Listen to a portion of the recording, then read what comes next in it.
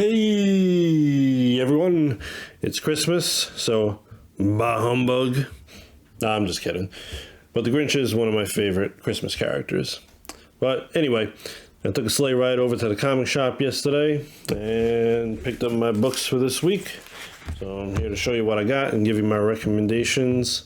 So without much more babbling from me, let's jump right in. Alright everyone, so let's go over the comics real quick. We got Radiant Black, issue number 11 from Image Comics, and this is cover A. And then we've got Gunslinger Spawn, issue number 3 from Image Comics, and this is cover A. And this is cover B. And then we've got Time Before Time, issue number 8 from Image Comics, and this is the cover A. And then we've got House of Slaughter, issue number 3 from Boom Ba Boom Boom Studios, and this is cover A. Got a few covers for this one. This is cover B. And then we got the Blood Red Blank variant, cover C. And we got cover D. Cover E. Cover F, and cover G. Some nice covers for that book. And we got a new one just came out this week. It's going to be a mini series, Batman One Dark Knight. This is issue number 1 from the DC Black label, and this is cover A. And this is cover B, and as you can see, this one is actually in the magazine size format rather than the traditional format for comics, which I didn't know about until I actually picked it up yesterday. But it's pretty cool. I really like it. And we've got a hardcover trade back here, Barbaric. This is book 1, Murderable Offenses. This collects issues number 1 through 3 of Barbaric from Vault Comics. Alright, so with it being Christmas and all, one of the traditions on Christmas is Christmas caroling. So I figured before we get into the recommendations, I'm going to real quickly give you a little rendition of one of my favorite Christmas carols. And the lyrics are courtesy of the Joker. So, here it goes. Jingle bells, Batman smells, Robin laid an egg. The Batmobile lost a wheel and the Joker got away. I think I'm gonna get a Grammy for that one. So I hope you enjoyed that little rendition. Let's jump right into the recommendations. And first up, we have a book that does not smell, regardless of what the Joker says. Batman One Dark Knight from DC Comics Black Label, issue number 1. And this series is written and drawn also by the acclaimed artist Jock. Let's jump in, check out some of his cool artwork. There we go. This one. A little bit more. There was one that I really liked right here. I think this page is really cool right here, this art on this page here. So the artwork is great and the writing's great. I'm looking forward to more of this book and seeing where it goes. Basically in this issue you've got the Gotham City PD moving a new villain called EMP. I believe that villain is new, created specifically for this series. If I'm wrong, please correct me.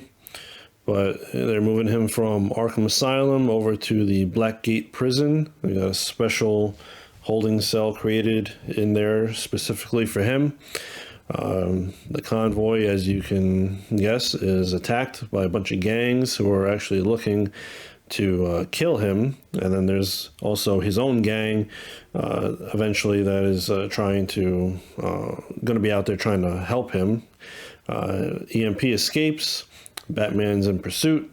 EMP ends up causing a massive blackout because he ends up jumping onto a power line. He gets charged up and does his EMP blast and causes the blackout, which completely drains him and knocks him unconscious.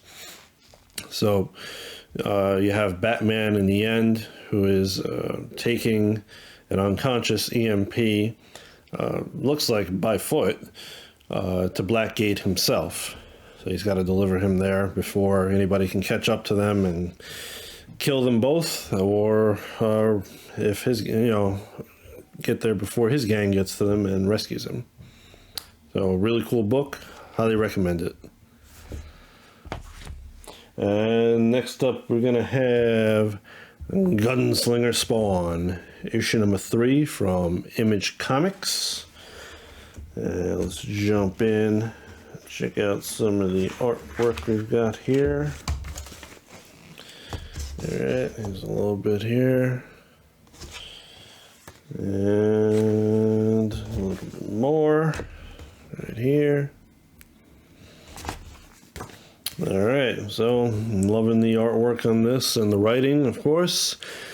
So basically in this issue, we've got Gunslinger trying to protect the character Taylor. And after they end up getting some supplies, Gunslinger gives Taylor some gold so that he can go off and find a safe place to hide and live. Gunslinger ends up taking a rest, and the next day he ends up being confronted by a villain. I think it's a new villain for this series. I'm not sure.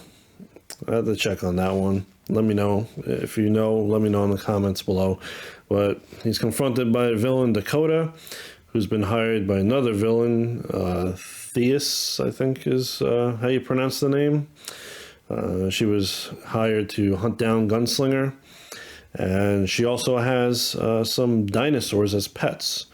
So after Gunslinger ends up killing her henchmen, she ends up sending her dinosaurs after him. She imbues them with some powers, and they kick the shit out of him, as they're basically unstoppable. They kick the shit out of him, beat him down, and in the end, we have an appearance by the Violator. He makes an appearance and sets up the next issue.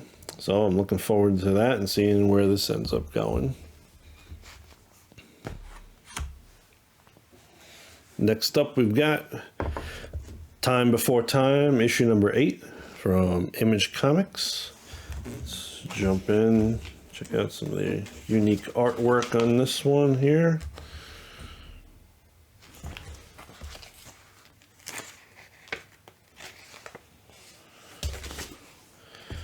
Alright. So this is a really cool series, and the artwork is, like I said, unique. And I'm enjoying the writing. I really enjoyed the first arc of this series, and the last couple of issues also, and this one, continuing it all. Really cool. So basically in this issue, you've got Tetsuo and Nadia, the protagonists. They're waiting with a friend for Nadia's family to arrive from another time period. There ends up being 2 kids that come in and start saying that they want to go to a park to see a robot that's been running around town. It ends up being the robot that Tetsuo brought back from the 35th century and ended up getting loose. Tetsuo suggests that they go look for the robot so that the syndicate doesn't find it first and determine the location of their time pod. And Nadia ends up refusing, so he goes off on his own and runs into somebody that he had actually transported to this time period many years earlier, and he offers him some help, and he accepts it. In the very end, you've got the robot hiding out in an alleyway because all the people in town are trying to find him because they're, so much into the social media stuff and all. They're trying to get pictures and video and post online about him. So he's hiding from them, and he ends up being found in an alley by a couple of members of the Syndicate's rival faction, the Union. So I'm looking forward to the next issue and seeing where this ends up going also.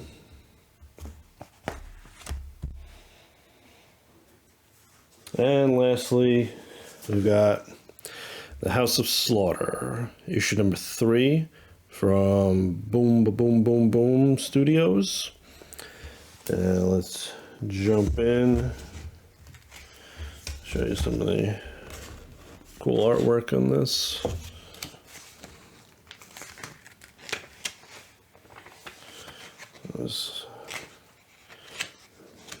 There's one that I wanted to show. There we go. Got the little monster down here. Look at what these monsters look like. All right, so the artwork is cool in this. The writing is great, of course. James Tynion, I believe, is how you pronounce the name. He's a great writer. So we've got in this issue, you've got Jason Aaron on the trail of a monster, and they end up getting to it, but before they can get to it, it ends up killing a mother and a father. There's a little kid there. They're all out in the jungle having a camp out, and they end up saving the girl from the monster. Story ends up going back and forth between the present and the past, and we learn a little bit about the characters, such as that Aaron's parents died in a car crash, and Jace's parents ended up dying from monsters. They also show you that Jace is a legacy hunter, which means that he was actually born into the monster hunting instead of having been saved by hunters and brought into the fold. And at the very end there, the two characters who have been getting real close, they end up sharing a little intimate moment at the very end there. So, you know, this has been pretty cool. It's been a little bit slower, I think, than Something is Killing the Children series, but overall it's still pretty good, and I'm looking forward to more. And one last thing, a little special note, little special mention, have to, because I love the series so much. Barbaric, the hardcover book number 1, Murderable Offenses from Vault Comics. Take a jump in here, check out some of the artwork in this cool series. All right, the series is so great. I really, I highly recommend it. Highly recommend it. A little bit more.